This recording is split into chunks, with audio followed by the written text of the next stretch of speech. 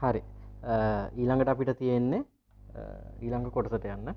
මෙහෙයුම් පද්ධතියක් මගින් පරිගණකයක් තුල ඇති බහලුම්, ඒ කියන්නේ ඩිරෙක්ටරිස්, ෆෝල්ඩර්ස් කියලා අපි කියන්නේ, සහ ගොනු ෆයිල්ස් කළමනාකරණය කරන ආකාරය ගැන කතා කරන තමයි ඊළඟට තියෙන්නේ. මුලින් බලමු අපි දන්නවනේ හරි ෆයිල්ස් කියන්නේ මොනවද කියලා බලමු. ඒ කියන්නේ ගොනු. හරි. ගොනුවක් කියලා කියන්නේ මොකද්ද?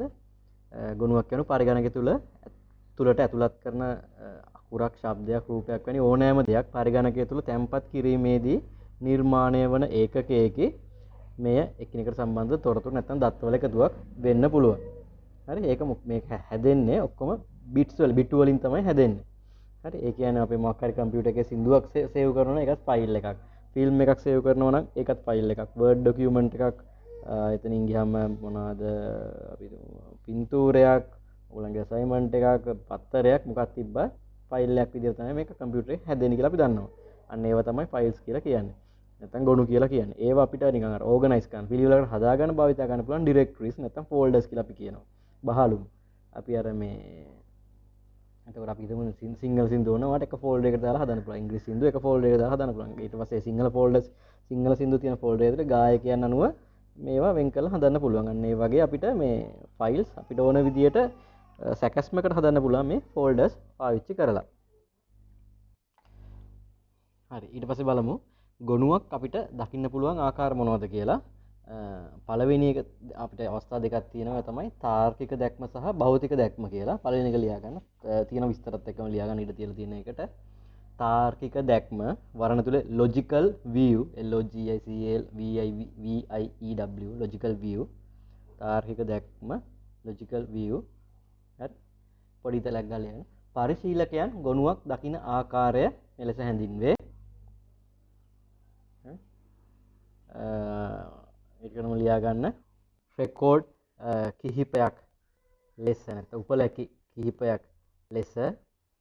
අනිත් එක තමයි රූපමය ගොනුවක් නම් වර්ණ කිහිපයක එකතුවක් ලෙස, කියන්නේ චිත්‍රයක් වගේ කියන එක. හරි. ඒ වගේම අපිට බයිටවල රේඛීය අනුක්‍රමකයක් ලෙස, බයිටවල රේඛීය අනුක්‍රමකයක් ලෙස. එහෙම තමයි පරිශීලකයන්ට ගොනුවක් පේන්න තියෙන්නේ. හරි.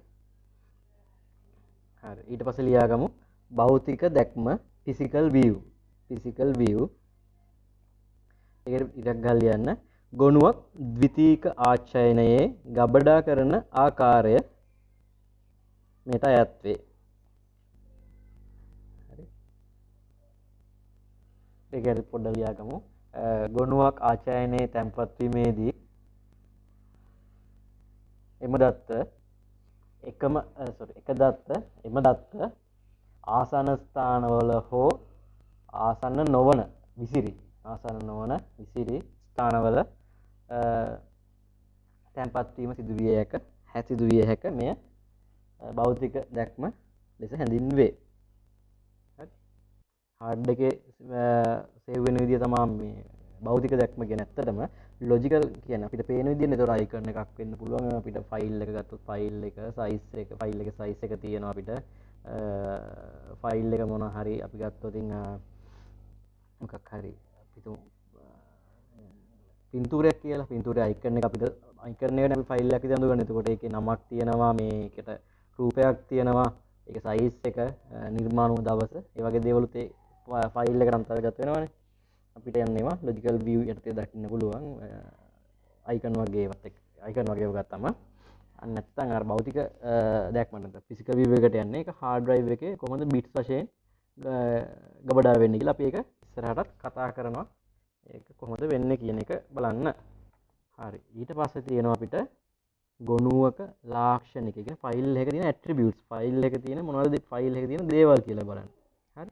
අපි ගත්තොත් ඉතින් දැන් මිනිස්සෙක් ගත්තොත් නමක් තියෙනවා, උස, සමේ, පැහැය, කොණ්ඩේ පැහැය, දිග, ඒ වගේ මිනිස්සුගේ ලක්ෂණ තියෙනවනේ. ඒ වගේ ෆයිල් එකේ තියෙන ලක්ෂණ මොනවද කියලා බලන්න තමයි යන්නේ. හරි. පළවෙනි එක ලියමු එකේ ගොනු නාමය. ඒ කියන්නේ හැම ෆයිල් එකකටම නමක් තියෙනවා. හරි. දෙවෙනි එක ගොනු වර්ගය. වර්ණයට ලියන්න document එතනින් ගියාම image වීඩියෝ ඒ මොකක්ද කියලා අපිට ගොනු වර්ගයට ගන්න පුළුවන්. තුන්වෙනි එක තමයි ගොනු ගොනුව නිර්මාණය කළ පරිශීලකගේ නම. ගොනුව නිර්මාණය කළ පරිශීලකගේ නම. නැත්නම් අපි එකට කියනවා වර්ණ තුන දෙන අයිතිකරු නැත්නම් ඕන කියලා අපි එකට කියනවා. හරි. ඊළඟ ලියන්න ද්විතීක ආචයනයේ ගබඩා වී ඇති ස්ථානය. ද්විතීක ආචයනයේ ගබඩා වී ඇති ස්ථානය. අපි දන්නවා ෆයිල් එකක් ගත්තාම මේ මම පෙන්නන්න රයිට් ක්ලික් කරලා අපි තියෙන දේවල් බලන්න පුළුවන්. ප්‍රොපර්ටිස් ප්‍රොපර්ටිස් කියන එක ගත්තම මේ තියෙන්නේ ලොකේෂන් එක. ගොනුව ගබඩා වෙලා තියෙන්නේ කොහෙද කියලා මෙතන පෙන්නනවා. C මගේ නම් තියෙන්නේ මෙන්න මෙතන FF output screen record කියන තැන තමයි මේකේ මේ ලොකේෂන් එක තියෙන්නේ. ඊළඟ එක අපිට ගන්න පුළුවන් ප්‍රවේශ අවසර. ප්‍රවේශ අවසර ඒකේ යටතේ පොඩි ඕන ඉරක් ගහලා ලියා ගන්න. ගොනුවේ දත්ත කියවීමට ලිවීමට මැකීමට අවසර ඇත්තේ කාටද යන වග. ඒක තමයි මෙතන ප්‍රවේශ අවසර කියන්නේ. ඒ කියන්නේ එක්කෙනෙක් ෆයිල් එක නිර්මාණය කරාට අනිත් කට්ටියටත් ඒක ඕනනම් කියවන්න වෙනස් කරන්න මකන්න වගේ දේවල් කරන්න පුළුවන්. අන්න ඒ අවසර ගැන තමයි මෙතන මේ කතා කරන්නේ. ඊළඟ එක අවසාන වශයෙන් ගොනුවට සිදු කළ වෙනස්කම් අවසාන වශයෙන් ගොනුවට වෙනස්කම් සිදු කළ දින සහ වේලාව. ඊළඟ එක ගොනුවේ ප්‍රමාණය නැත්නම් ගොනුවේ ධාරිතාව අපි එකට කියනවා සයිස් කියලා. ඔන්න ඔය ටික අපිට ගන්න පුළුවන් ගොනුව ෆයිල් එක තියෙන ලක්ෂණ විදියට. ඊළඟට බලමු අපි ෆයිල් ටයිප්ස් ගොනු ප්‍රරූප ෆයිල් ටයිප්ස් කියන්නේ මොනවද කියලා. හරි. මේ කියන්නේ අපිට තියෙන එක විවිධ જાතියේ ෆයිල් සඳහන් කරනවා තමයි මේකෙන් තියෙන්නේ. හරි. ගොනු ප්‍රරූප ෆයිල් ටයිප්ස් බලමු මොනවද කියලා තියෙන්නේ කියලා. පරිගණකය තුළ පවතින සෑම ගොනුවක්ම ගොනු නාමය හා ගොනු දිගුව ෆයිල් නේම් ෆයිල් එක්ස්ටෙන්ෂන් යන කොටස් දෙකකින් සමන්විත වේ. ගොනු දිගුව අනුව මෙහෙයුම් පද්ධතිය විසින් ගොනු ප්‍රරූපය ෆයිල් ටයිප් එක හඳුනා ගනී. හරි. දැන් මම පෙන්නන්නම් පොඩි උදාහරණයක්. අර මම කලින් ගත්ත එකේම. හරි. මේ තියෙන වීඩියෝස් වගේ මගේ ළඟ තියෙනවා. දැන් මෙතන තියෙන ෆයිල් නේම් එක විතරයි. ඊට පස්සේ අපිට පුළුවන් ඒක වෙනස් කරගන්න මේ එක්ස්ටෙන්ෂන්ස් බලන්න. මෙන්න මෙතන මේ view කියන ටැබ් එකට ගිහිල්ලා මෙතන තියෙනවා ෆයිල් නේම් එක්ස්ටෙන්ෂන් කියන මෙන්න මේ හරියට දුන්න ගමන් එක්ස්ටෙන්ෂන්ස් ටික මේ වීඩියෝ එක මේ වීඩියෝස් වල ඔක්කොම තියෙන mp4 කියන ටයිප් එකේ තමයි මේ ඔක්කොම එක්ස්ටෙන්ෂන් ටික තියෙන්නේ. අන්න මේ mp4 කියන එක දැක්කම මේ මෙහෙයුම් පද්ධතිය විසින් දැනගන්නවා මේක වීඩියෝ එකක්. එහෙනම් මේක ඕපන් කරන්න ඕනේ මොකෙන්ද කියන එක. හරි. වීඩියෝ එකක් අපි උදාහරණයක් විදිහට ගත්තා Microsoft Word කියන එකෙන් ඕපන් කරලා වැඩක් නැහැ. එතකොට ඒකට වීඩියෝ එක ප්ලේ කරන්න පුළුවන් ප්ලේයර් එකක් වෙන්න ඕනේ. අන්න ඒක මෙහෙයුම් පද්ධතිය තීරණය කරනවා මේ වගේ කරන්න මෙන්න මේකෙන් තමයි ප්ලේ වෙන්න ඕන කියලා. ඒක අපිට ඕන අපිට උනත් වෙනස් කරන්න පුළුවන්. අපිට මෙන්න මේ ටික් එක දානවද නැද්ද කියන තීරණය කරනවාද අපිට ඒක මේ එක්ස්ටෙන්ෂන් එක පෙන්වනවද නැද්ද කියන එක අපිට තීරණය කරගන්න පුළුවන්. ඒක තමයි ෆයිල් නේම් එක එක්ස්ටෙන්ෂන් එකයි. හරි. එතකොට ෆයිල් නේම් එක තියෙන තිතක් තියලා ඊට පස්සේ තමයි එක්ස්ටෙන්ෂන් එක එන්නේ. හරි. ඊට පස්සේ බලමු අන්තර්ගතයට අනුව පහත පරිදි ගොනු ප්‍රරූප දැක්විය හැක. හරිද? පළවෙනි එක ක්‍රියාකාරීත්ව කියලා එකක් තියෙනවා. ඒ කියන්නේ ක්‍රියාත්මක කරන්න පුළුවන්. අපි ඒකට කියනවා executable කියලා. executable කියලා මම කියන්නම් කොහොමද තියෙන්නේ executable අපි වලට ඒකේ ගොනු ප්‍රරූපය තමයි .exe මේ වගේ තමයි අපි ගත්තොත් දැන් word එක ගත්තොත් word.exe කියලා තමයි අන්තිමටම මේ මැෂින් එකේ වැඩසටහන තියෙන්නේ. මොකද ඒක ක්‍රියාත්මක කරන්න පුළුවන්. තනියම ක්‍රියාත්මක වෙන්න පුළුවන් ඒවා .exe කියලා තමයි අපිට හඳුනා ගන්න පුළුවන් වෙන්නේ. ඊළඟ එක පාට ගොනු. ඒ කියන්නේ මේ මොනවාද අකුරු තියෙන දේවල් අක්ෂර සහිත ඒවා ටෙක්ස්ට් ෆයිල් කියලා අපි කියන්නේ. අන්න ඒවා තියෙන පුළුවන් විදිහ තමයි මේ උදාහරණ .txt notepad වලින් ඕපන් වෙන තියෙන .txt කියලා. මේ Microsoft Word වලින් ඕපන් වෙන අලුත් ඒවා තියෙනවා. පරණ ඒවා නම් .doc විතරයි. අලුත් ඒවා .docx කියන විදිහට තියෙනවා. ඒ වගේ තව ක්‍රම ඕන තරම් තියෙන පුළුවන්. මේ උදාහරණ දෙකක් විතරයි මෙතන කතා කරන්නේ. හරි. ඊළඟ ලියමු රූපමය ගොනු පින්තූර. ඒවල උදාහරණ තමයි මේ තියෙන්නේ මොනවාද? JPG, GIF, .jpg, .gif, BMP, PNG වගේ ගොඩක්ම තියෙනවා. ඊට පස්සේ දෘශ්‍ය කියන්නේ වීඩියෝ තියෙන ෆෝමැට් තමයි මෙන්න මේවා. මේ VOB කියන්නේ අර ඉස්සරහව මේ VCD වගේ වල තමයි මට මතක විදිහට DVD වගේ වල තමයි VOB කියන එක තියෙන්නේ. ඒ වගේ තව කීපයක් තියෙනවා. ශ්‍රාව්‍ය කියන ශබ්ද, wave, MP3 කියන ඒවා අපිට ශබ්ද ගණයට ගන්න පුළුවන්. ඊට පස්සේ සම්පීඩිත compress කියලා තියෙනවා. මේකේ තියෙන උදාහරණ RAR, zip කියලා අපිට හඳුන ගන්න පුළුවන්. මේ ඒ කියන්නේ මේ අපිට මේ කම්ප්‍රෙස් කරනවා කියලා කියන අපිට hard drive එකේ ඉඩ ටිකක් ඉතුරු කරගන්න මේ අර ෆයිල්ස් කීපයක් අපිට ගත්තා නම් අපි හිතමු ඒක නිතරම භාවිතා නොවන ඒවා කියලා අපිට ඒවා කම්ප්‍රෙස් කරලා සම්පීඩනය කරලා කපඩා කරලා තියන්න පුළුවන්. එතකොට ඒකේ ඒ මුල් ප්‍රමාණයට මුල් ධාරිතාවයට වඩා අඩු ධාරිතාවයක් තමයි ෆයිල් වල තියෙන. මේ වගේ දේවල් ප්‍රායෝගික භාවිතා වෙනවා මේ ඊමේල් වලදී කියන්නකෝ. A කියලා පුද්ගලෙක් B කියලා පුද්ගලෙකුට ඊමේල් එකක් යවනවා කියලා එයාට යවන්න තියෙන ෆයිල් සයිස් එක අඩු වුණාම ඇටච් කරන්න ලේසියිනේ. ඒතකොට එයාගේ බෑන්ඩ්විඩ්ත් එකත් අඩුයිනේ මේ වොලියුම් ඩේටා ප්‍රමාණයත් අඩුයිනේ. අන්න ඒ වගේ වලදී කම්ප්‍රෙස් කරලා තමයි ඇටච් කරන්නේ. ඒතකොට යවන එක්කනට යවලා එයා එතනදී ආයි ඩීකම්ප්‍රෙස් කරලා එයාට ඕන ෆයිල්ස් ටික ගන්නවා. ඒක තමයි අපිට මෙතනදී කතා කරන්න තියෙන්නේ. ඒ කතා කරේ අපි මේ ෆයිල්ස් ගැන. දැන් අපි ෆයිල්ස් දාන ෆෝල්ඩර්ස් ගැන නැත්නම් නාමාවලි ඩිරෙක්ටරිස් නැත්නම් ෆෝල්ඩර්ස් ගැන බලමු. ෆෝල්ඩර් එකක් යනු පරිගණකයේ ෆයිල්ස් ගබඩා කිරීම සඳහා භාවිත කරන ඒකකයක්. ගොනු ද්විතීකාචනය තුළ තැන්පත් කිරීමේදී ඒවා නැවත පහසුවෙන් සොයා ගැනීමට ෆෝල්ඩර් නිර්මාණය කර ඒ තුළ ගොනු ෆයිල්ස් තැන්පත් කරන්න පුළුවන්. අපි දන්නවා මේ වගේ පරිගණකය තුළ ඕන තරම් මම කලින් කතා කරා වගේ ෆෝල්ඩර්ස් හදලා අපිට ඒ ෆයිල්ස් ඒ විදිහට දාන්න පුළුවන්. හරි. ඊට පස්සේ ගොනු ව්‍යූහය පොඩි නිවැරදි කිරීමක් කරන්න ඕනේ. මෙතන මේ ආයතනයක් නෙමෙයි ආචයනයක් තුළ. හරි. මොකද ඒකේ කෘතියක ආචයනයක් තුළදී ගොනුවක් භාවිතා කිරීමට හැකිවන්නේ මේ ගොනුව මෙහෙයුම් පද්ධතියට තේරුම් ගන්න පුළුවන් නම් පමණයි. එවැනි ගොනු කිහිපයක් අපි බලමු. ඒකට මේ පාට ගොනුව කියන ටෙක්ස්ට් ෆයිල්ස් එකට ලියා ගන්න ඉස්සරහින් පාට ගොනුවක් යනු පේලි රැසකින් සංවිධානය වූ අනුලක්ෂණ අනුක්‍රමයක කියන අකුරු කීපයක් පිළිවෙල තියෙනවා කියන තමයි මේ කියලා තියෙන්නේ. ඊට පස්සේ විෂය ගොනු ඔබ්ජෙක්ට් ෆයිල්ස් කියලා අපිට කියන්න පුළුවන්. විෂය ගොනුවක් ඔබ්ජෙක්ට් ෆයිල් යනු පරිගණකය විසින් තේරුම් ගත හැකි කාණ්ඩ ලෙස සංවිධානය වූ බයිට අනුක්‍රමණයක කියලා. උදාහරණයක් විදිහට අපි ගත්තොත් ඔය ගේම් එකක් වගේ ගත්තොත් ඒක අපිට ඔබ්ජෙක්ට් ෆයිල් එකක් විදිහට තමයි ගන්න පුළුවන්. මොකද අපිට කියවන්න බෑ. හැබැයි පරිගණකයට ඒක තේරුම් ගන්න පුළුවන්. අන්න ඒ වගේ පොඩි වෙනසක් එතන තියෙනවා.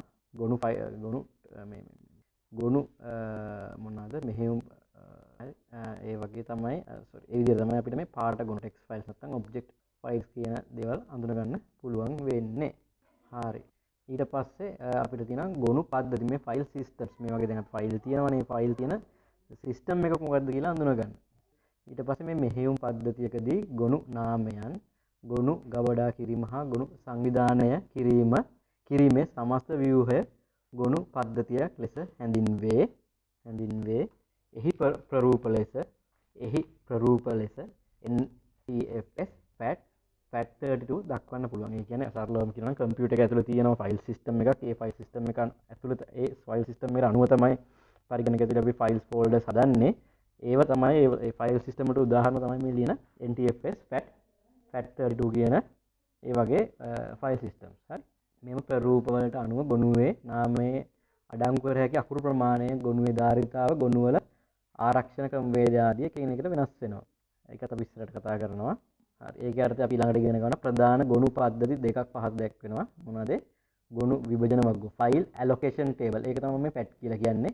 ඒකෙම දිගුවක් තමයි මේ FAT32 කියලා කියන්නේ. එතන 32 කියලා කියන්නේ bit 32 කියන එක. හරි. කලින් කියන 16 තමයි නිකම්ම FAT කියලා තිබ්බොත් 16 bit 16 නැත්නම් bit 32යි. හරි. නව තාක්ෂණ ගොනු පද්ධතිය new technology file system එක තමයි NTFS කියන්නේ. ඒක තමයි දැන් ගොඩක් භාවිත වෙන දියුණු ක්‍රමවේදය. ඊට පස්සේ හරි. සරලව මෙන්න මේ වගේ අපිට මේක වගුවට ගන්න පුළුවන්.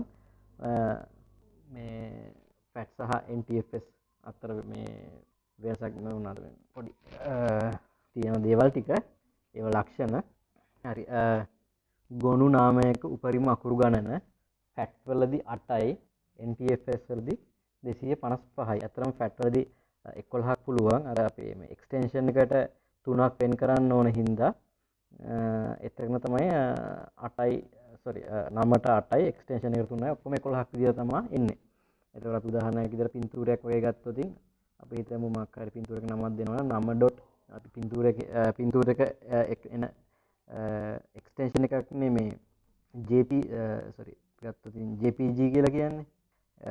නැත්තම් පියන් එතනට පොඩ්ඩක් ආයි මෙන්න මෙතන ඔයගොල්ලෝ ලියාගත්තා කියලා මම හිතනවා. ඒතකොට අපි ගත්තොත් මෙතන මේ මොනවාද ඉමේජ් වලට අපි කිව්ව උදාහරණයක් තමයි JPG කියලා. එතකොට එතන .jpg ගම අකුරු 3ක් එනවා. එතකොට මේ නමට අකුරු 8ක් දෙන්න පුළුවන්. අන්න ඒ විදිහට ඔක්කොම 11ක් වෙනකන් දෙන්න පුළුවන්. හැබැයි මෙතන ගොනුවේ නාමයට දෙන්න පුළුවන් අකුරු ගන්න කිව්වහම ෆැට් වලදී 8යි. හරි NTFS වලදී 255යි.